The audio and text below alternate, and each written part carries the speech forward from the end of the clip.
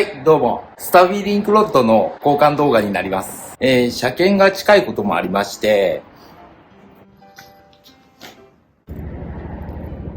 この外したスタビリンクロッドはミニユーザーには知名度があるジオミックというメーカーです。今では生産終了したレアパーツらしいです。修理をメーカーにチャットで問い合わせてみましたが、返事が返ってこなかったので、新たに調節式スタビリンクロッドを購入しました。この車外の調節式スタビリンクロッドはブーツが破れた状態になっていまして、中のボールジョイントが見えてて、グリスも何もなくなってます。使用期間としましては、だいたい4年くらいです。前回の車検の時にブーツ破れを、この破れた部分ですね、指摘されまして、交換してくださいとのことだったんですけど、無理を言って通してもらいました。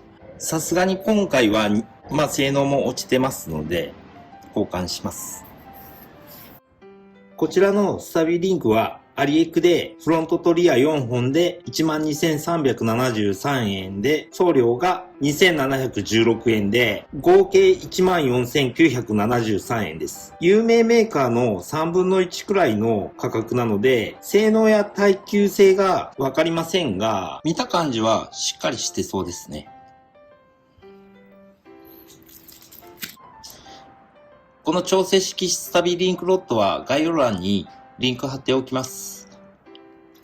純正スタビリンクロッドの場合、スタビライザーが万歳しています。純正ロッドの外し方の場合ですと、16のメガネレンチと 5mm の六角レンチ。先に16のメガネレンチをかけておいて、5mm の六角レンチを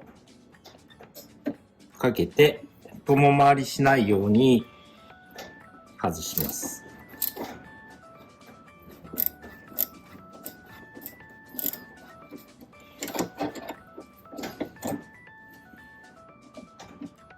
スタビとの連結はこれで外れました。次に下の部分ですね。ここを外します。下側はここの壁の部分が深いので 16mm のロングソケットを使って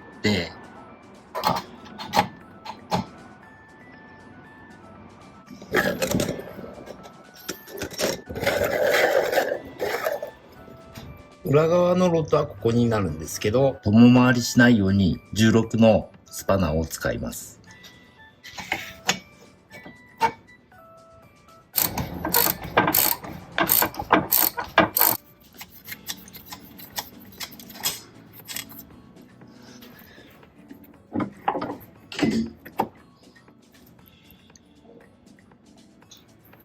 リアのスタビリンクロッドを外します。ここに締め付けのボルトとナットがあるので、ロングソケットを使います。裏の部分になるんですけど、モンキーかスパナーを使って共回りしないようにロックかけておきます。緩めます。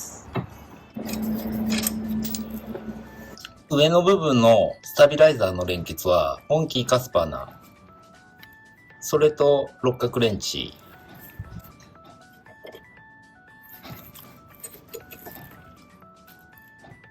六角レンチで押さえながら共回りしないように緩めます。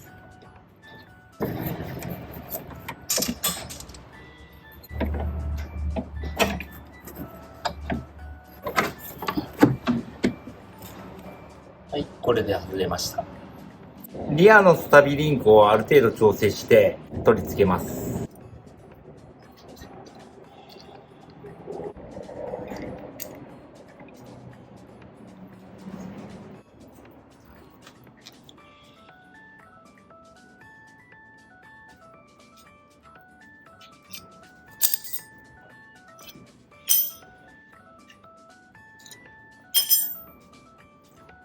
こういう感じですね。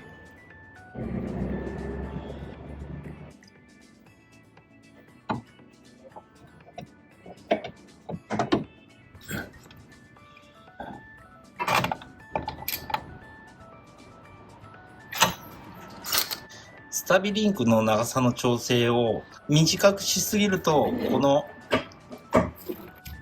のロアアームの部分が当たってしまいますので、ある程度上げた位置でですね、調整します。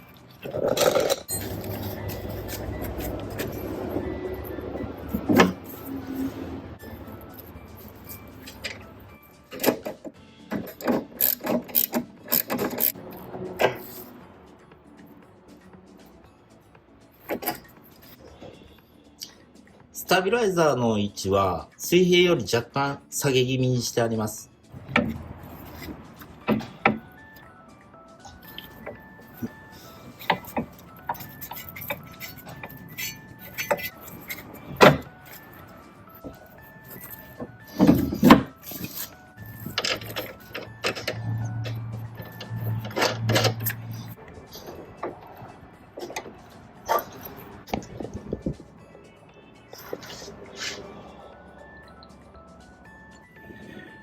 フロントのスタビリンク交換です。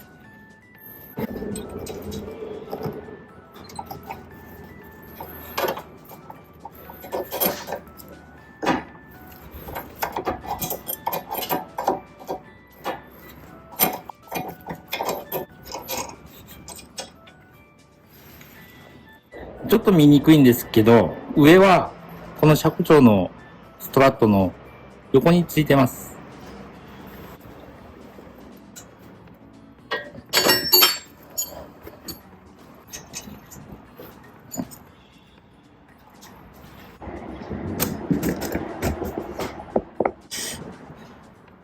スタビライザーが効いてて外しにくい場合は、バールを使ってスタビライザーを少し持ち上げておきます。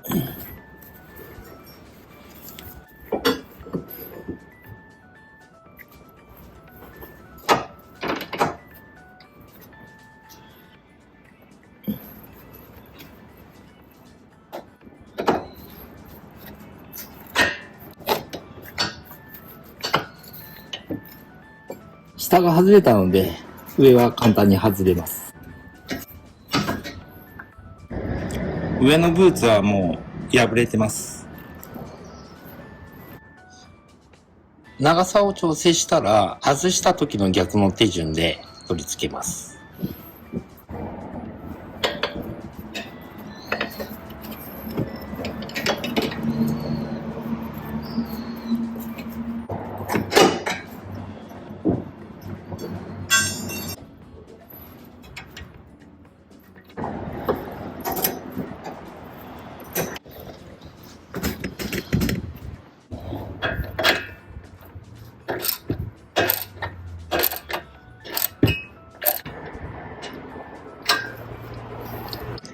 左側も取り付けて完成です。乗り心地が改善されて異音がなくなりました。コーナリングではロールが抑えられて安心感があります。リア側になるんですけど、青色のスタビライザーがしっかり水平になってます。